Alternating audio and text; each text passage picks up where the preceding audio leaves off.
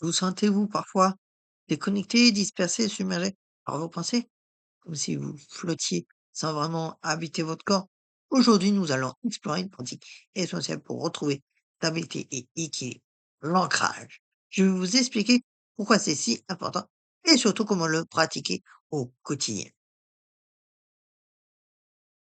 L'ancrage ou l'enracinement, c'est cette capacité à être pleinement présent dans l'instant, connecté à son corps et à la terre. C'est comme un arbre. Pour s'élever vers le ciel, il a besoin de racines solides et profondes.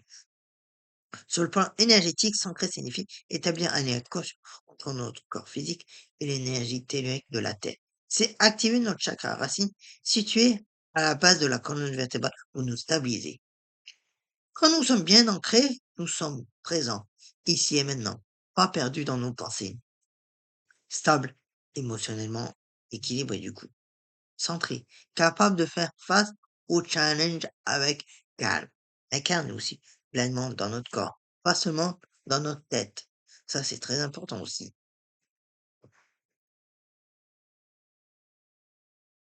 Pourquoi est-ce si crucial de s'ancrer, surtout dans notre monde moderne? Ben déjà, la première raison, c'est la protection énergétique. Quand vous êtes bien ancré, vous créez naturellement un bouclier protecteur. Vous absorbez moins les énergies négatives des autres et des lieux. C'est comme avoir des racines qui fait ce qui entre dans votre système énergétique. La deuxième raison, la clarté mentale. Un esprit dispersé ne peut pas prendre de bonnes décisions. L'ancrage calme le mental, réduit l'anxiété et permet de penser plus clair. Vous sortez du mode pilotage automatique pour devenir vraiment conscient. La troisième raison, c'est l'équilibre émotionnel. Parce que les émotions fortes peuvent nous emporter comme une tempête. L'ancrage nous permet de les ressentir sans être submergé, de les accueillir tout en gardant notre centre.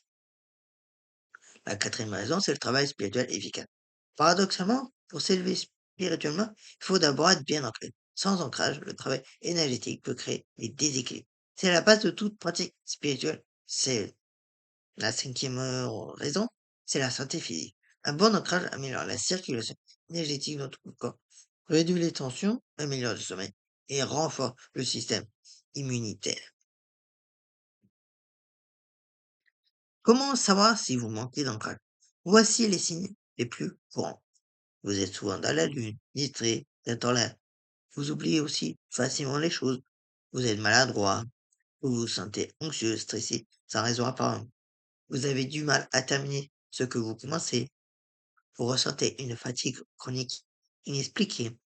Vous avez froid aux mains et aux pieds aussi. Vous vous sentez aussi déconnecté de votre corps.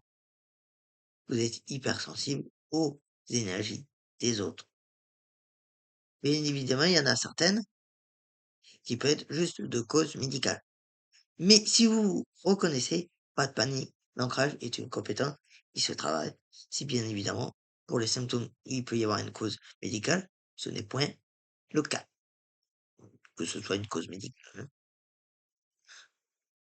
Maintenant, passons à la pratique.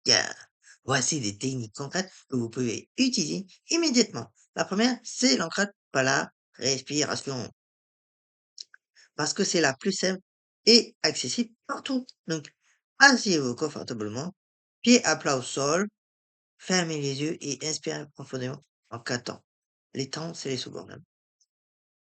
Et retenez votre souffle 4 temps et expirez lentement en 6 temps. À chaque expiration, imaginez votre corps devenir plus lourd, plus dense. Répétez 5 à 10 cycles. On recommence, vu que là on a fait un cycle.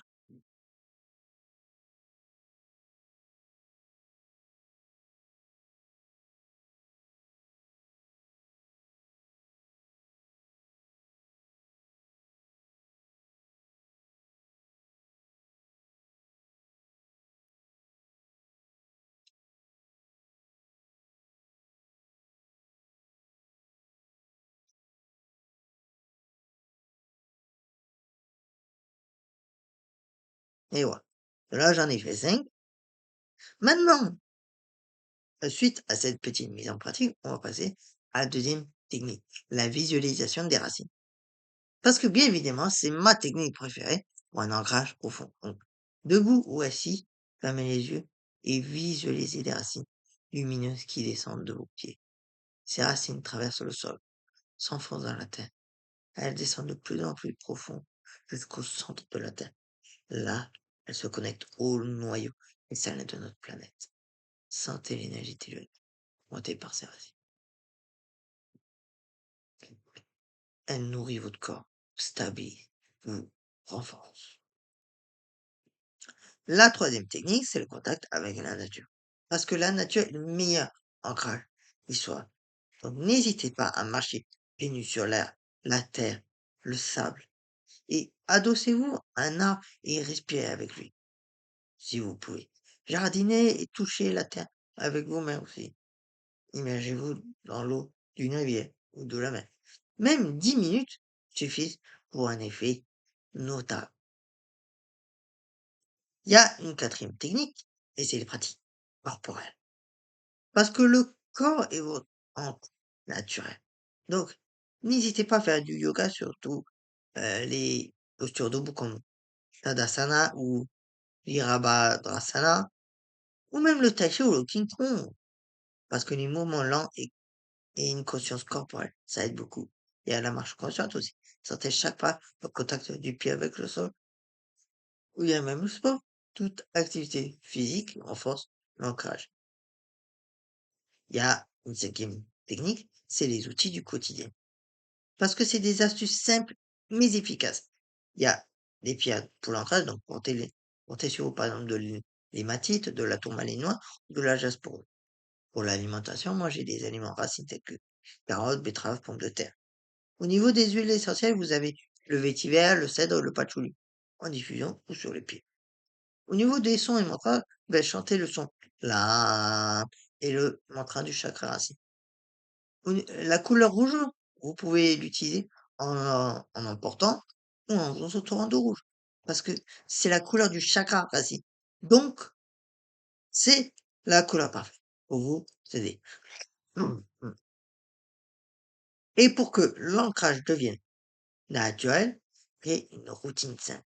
Par exemple, le matin, avant de vous lever, visualisez vos racines. Faites aussi de la respiration consciente et touchez le sol avec gratitude. Dans la journée, par exemple, avant une réunion importante, faites à la respiration 4-4-6. Et après un moment stressant, faites 3 grandes respirations, pieds au sol, et pendant la pause déjeuner, marchez devant, si possible. Le soir, vous pouvez prendre une douche ou un bain en visualisant l'évacuation des énergies de la journée. Faire aussi une méditation d'ancrage avant de coucher. Et surtout, la gratitude envers la terre qui vous porte. Bien évidemment, c'est une routine que je vous propose. Vous n'êtes pas obligé de le faire, surtout si vous ne voulez pas. Mais je pense que si vous êtes à ce stade de la vidéo, c'est que ça vous intéresse. Donc vous ne serez pas perdant à le faire. L'ancrage n'est pas une technique mystique réservée aux initiés. C'est un besoin fondamental de l'être humain, surtout à notre époque où nous sommes constamment sollicités, connectés aux écrans, déconnectés de la Terre. Commencez petit en choisissant une technique qui vous parle et pratiquez-la chaque matin ou chaque jour du moins pendant une semaine. Vous remarquerez rapidement les changements. Plus de calme, plus de clarté, plus de présence. Rappelez-vous, comme l'arbre, vous ne pouvez vous élever spirituellement que si vous êtes solidement enraciné. L'ancrage n'est pas une option. C'est la fondation de votre équilibre. Si cette vidéo vous a aidé, partagez-la avec quelqu'un qui en a besoin. Et abonnez-vous pour plus de contenu sur le développement personnel, spirituel et holistique. Et vous, quelle est votre technique d'ancrage préférée? Partagez en commentaire et prenez soin de vous et restez ancré.